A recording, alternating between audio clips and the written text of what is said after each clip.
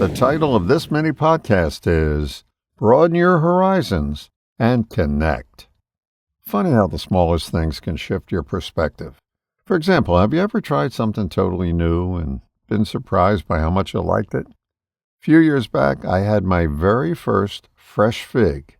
Yeah, I know, figs aren't exactly cutting-edge cuisine, but at my age, you don't try new things all that often. So I gave it a shot, and I gotta say, it was delicious. That simple little moment got me thinking about the idea of new. Now, I'm not talking about new just for new's sake. That's never really been my thing. But sometimes stepping outside of the routine and saying yes to something unfamiliar can lead to something great. Entertain this idea for a second. When we broaden our perspective, we make our tent bigger. We welcome different viewpoints. We get to see the world from angles we might have missed.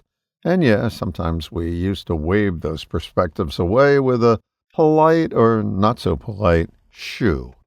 But connection, that starts with openness. Think about flowers. They bloom by opening up. Same goes for people. When you're open, you're more approachable.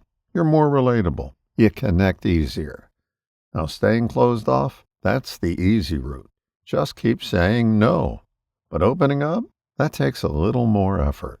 You've got to move past those knee-jerk no's we've all been taught over the years.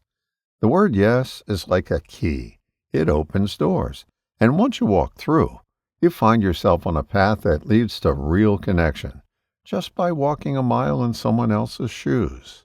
Sure, it can feel awkward at first, but with practice, you'll find your way out of no man's land and into a world that's a lot more open, where you'll make a lot more connections. Yes?